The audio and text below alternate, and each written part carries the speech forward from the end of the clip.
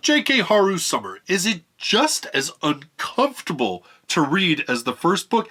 Is it as scathing and intelligent in its deconstruction or commentary, shall we say, on the isekai genre? Not exactly. And that is both a good and mediocre thing. We'll talk about that coming right up.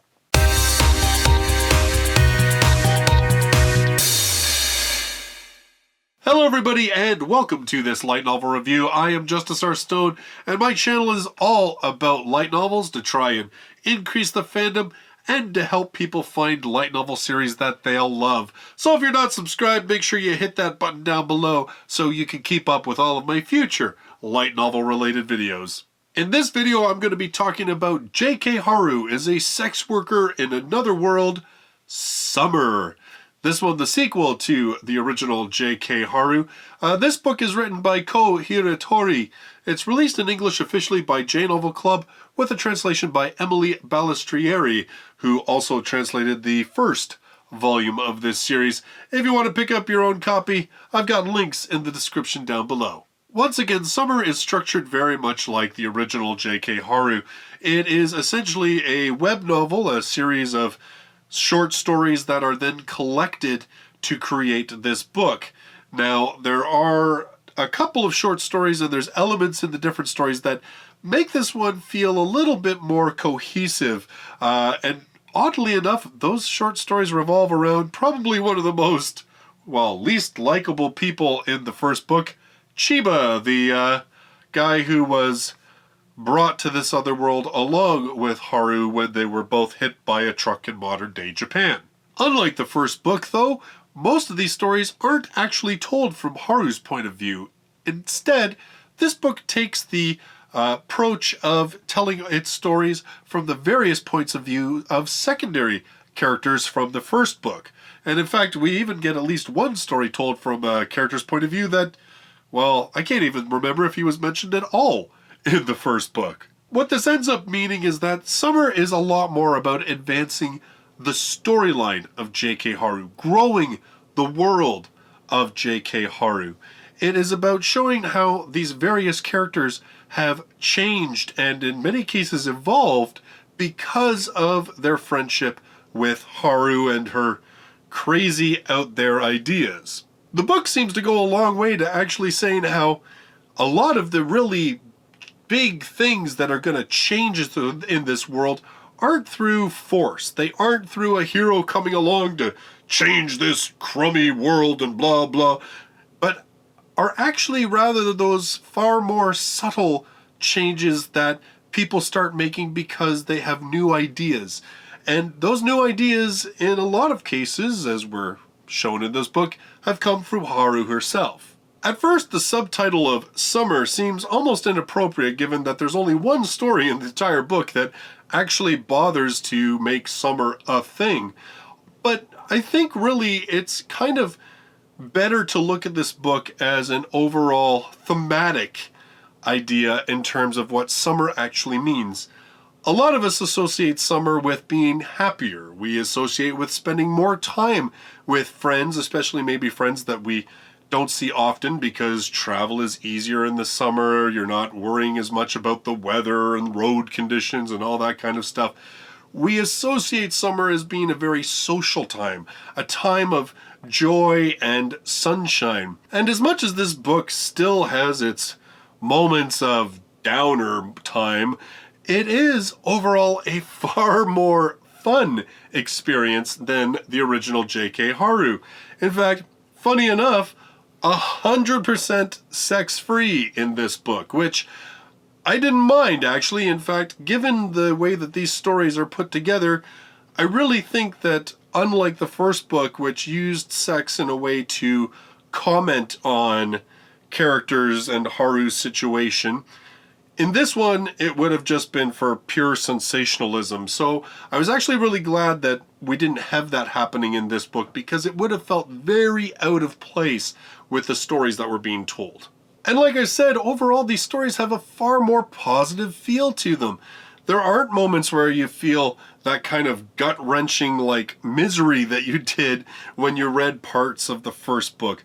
Like I said, I mean, there's certainly moments that are bittersweet. There's certainly moments that, are sad, particularly when we see some of the backstory of Lupe, who is Haru's like best friend at the brothel, and really seems to be this girl who has herself together and is beautiful and nurturing and this wonderful person.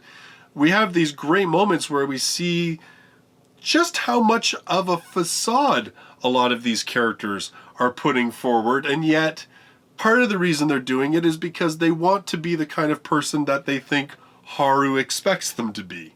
The overall joy of the book is to see how characters are developing and growing.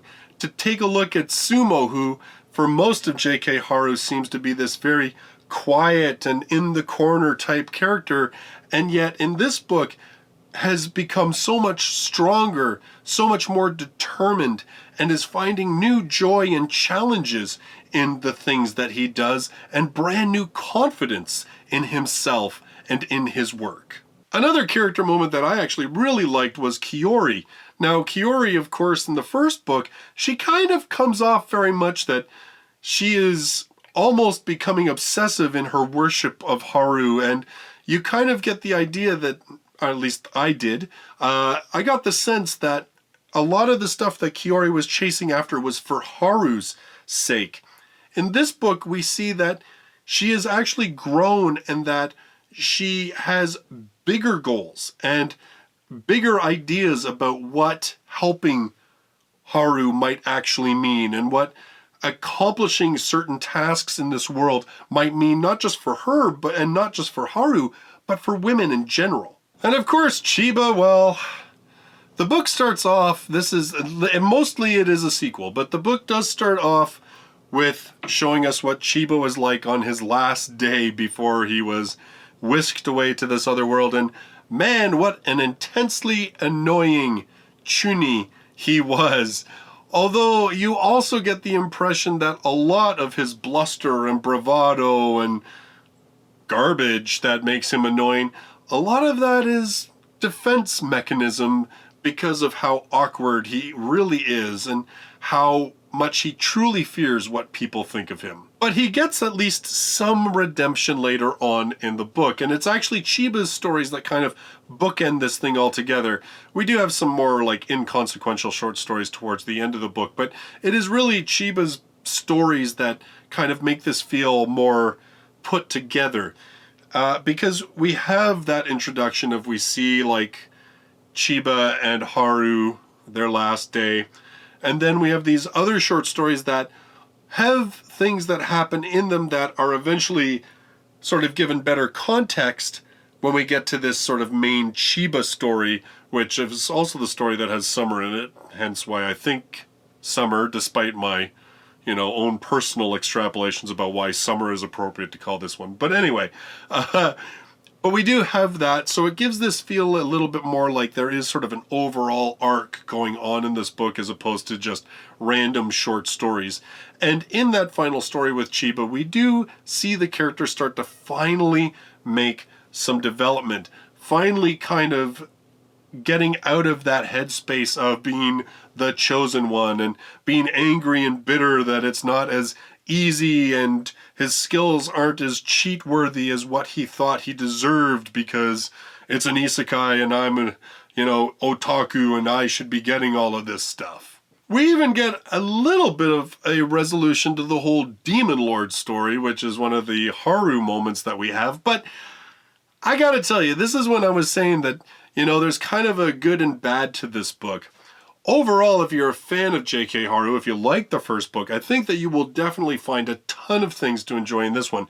But it still has a little bit of that frustration that some of the bigger events happen off camera, and there's still all sorts of questions in your head about just what exactly did happen.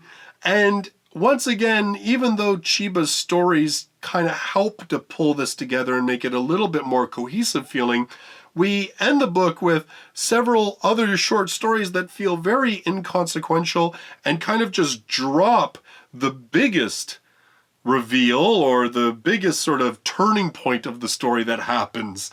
And so there is still, I think, that sense of a little bit of frustration that you're like, man, I don't know whether we're ever going to get more J.K. Haru.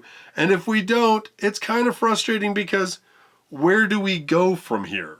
Where J.K. Haru seemed at times to have quite a bit of intelligent and somewhat biting and scathing things to say about the whole modern isekai genre, J.K. Haru Summer doesn't really feel like it has quite as strong a sense of purpose.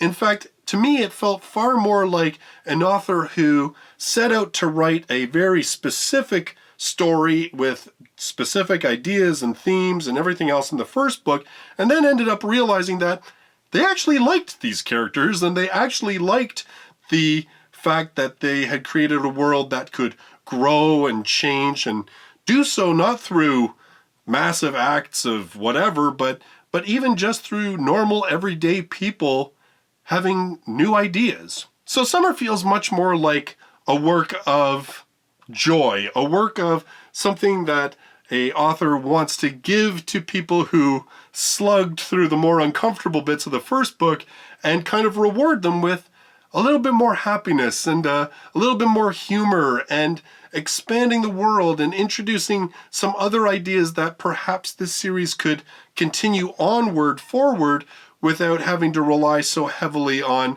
some of the shock factor that we had in the first book.